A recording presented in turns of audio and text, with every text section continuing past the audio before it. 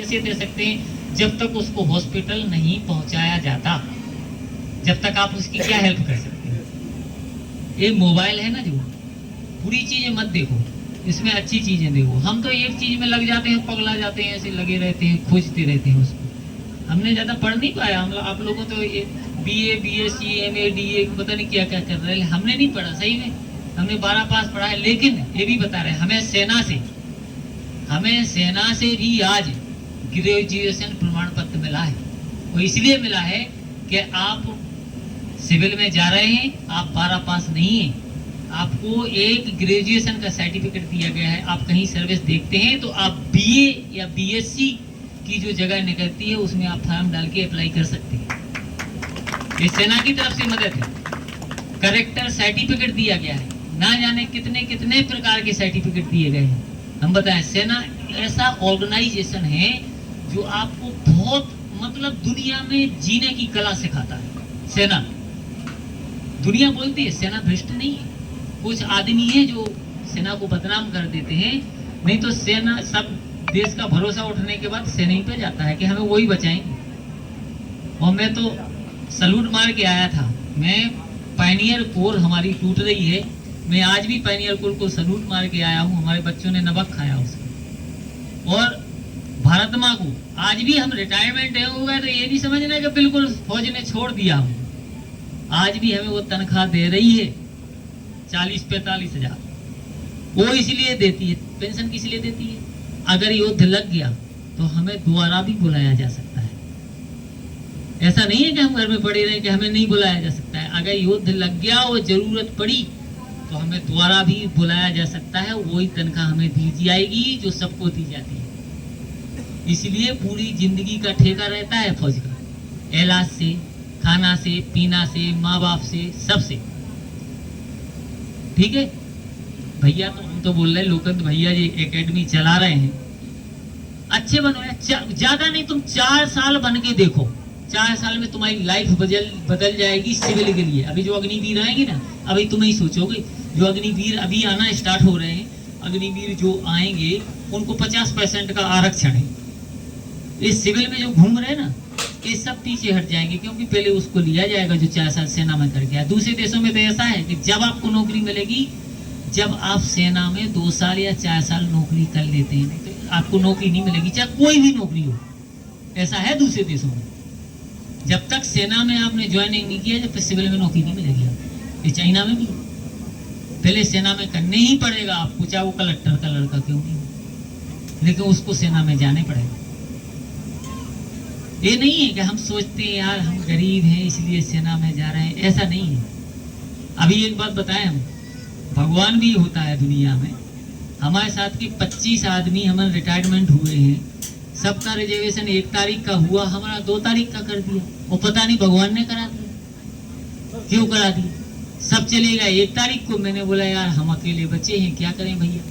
तो हमने बोला अब हमें टाइम है, तो हमने बोला तिरुपति भगवान क्या दर्शन नहीं कराओगे। जब तक ये ट्रेनिंग जैसी हो, जो ट्रेनिंग देते हैं, वो बोले विश्वकर्मा तिरुपति बालाजी चलना है, हमारा भाई है और मैं जा रहा हूँ, स्लीपर बस कर ली मैंने। तो मैंने बोला साहब हमारा भी उसमें स्लीपर एक सीट ले लो, मैं भी चलूंगा। बोले सीट मिले नहीं मिले, हम अपनी सीट पे सुला के चलेंगे, चलो दर्शन करके आते हैं। हम गए उधर भारत में, आज बता रहे तिरुपति बालाजी गया कोई इसमें नहीं गया। तिरुपति बालाजी पूरे भारत में सबसे ज्यादा पैसे वाला मंदिर है वो, और सबसे ज्यादा धनी भगवान है तिरुपति बालाजी। हम इधर हमारे मंदिर के सामने जाओ, कोई ना कोई भिखारी मिल जाएगा, भाई सब 5 रुपया 2 रुपया दे दो। मैंने तिरुपति नीचे है पहाड़ी, नीचे से 3700 छिड़ियां ऊपर एक तिरुपति माला है जहाँ तिरुपति बालाजी। उधर मैंने पूरे में घूम के देख लिया, कोई 1 रुपया लेने वाला नहीं मिला, भिखारी नहीं है उधर कहीं नहीं, पूरे तिरुपति में। और 2 किलोमीटर दूर से उनका मंदिर दिखाई देता है, तिरुपति सोने का मंदिर पूरा। इतना बड़ा तो खंबा है, 50 फीट का, 3 आदमी ऐसे भर नहीं सकते। मैंने बोला प्रभु आपने बुला लिया, मैंने माथा टेका उधर।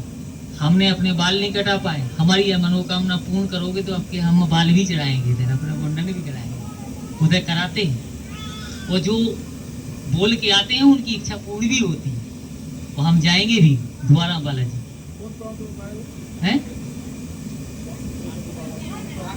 ये आंध्र प्रदेश में पड़ते हैं और उसका विशाखापट्टनम इसकी राजधानी है। बेंगलोर से 250 किलोमीटर इधर ही है, आंध्र प्रदेश में पड़ते हैं। लेकिन जब उधर जाओ ना तो सोने ही सोने का महल है वहाँ।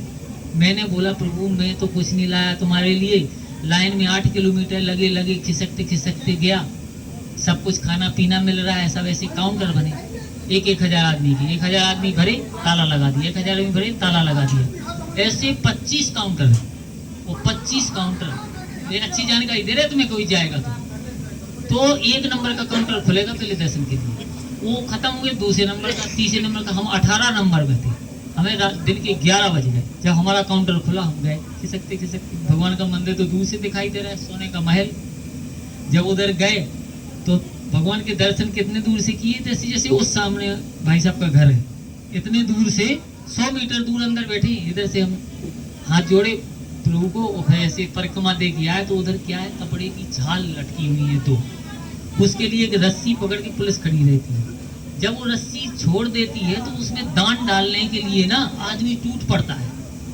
जैसे रस्सी खुली तो हमने बोली हम ही डाल दें कुछ पैसा, बड़ी मुश्किल में चढ़ू के 500 का नोट जैसे तैसे डाल पाया ना। तो इतना दान, तोला दान भी होता है उधर, कोई अपने बच्चे को ले रहा है सोना से तोल देता है, वो भगवान को अर्पित कर देता है। सोना अपने बच्चे को सोने से तोल के भगवान के चरणों में निछावर कर देता है। वो जिसको दर्शन नहीं होने 1 करोड़ रुपया, सही बता रहे सर, 1 करोड़ रुपया दे के भी वो 8 दिन दर्शन नहीं कर पाता। और मैं फ्री लाइन में जाके 4-5 घंटे में दर्शन करके आ गया। बताओ, मतलब उन्होंने बुलाया हमें, 25 आदमी ने दर्शन किसी ने नहीं किए, मैंने किए। तो हमारे साहब बोले बड़ा भाग्यशाली है तू, कि तुमने तिरुपति भगवान के दर्शन कर लिए, इधर इतनी फौज पड़ी हुई है, इसमें से 4 ने नहीं करी। जिसको बुलाते हैं ना वो ही जाते हैं। हमारा ये नियम भी है, अभी हमने खाना नहीं खाया, हम जब तक 2 अगरबत्ती भगवान को नहीं लगाते हैं तब तक हम कुछ करते ही नहीं, ना खाना खाते हैं ना कुछ नहीं है। रमने हम बोलने के लिए हम पूरे रात भर बोलते रहेंगे, कोई दिक्कत नहीं, ये नहीं बोलना। वो अच्छी अच्छी बातें ना हमसे जुड़ जाना, हम इधर ही हैं अभी। भारत माता की जय।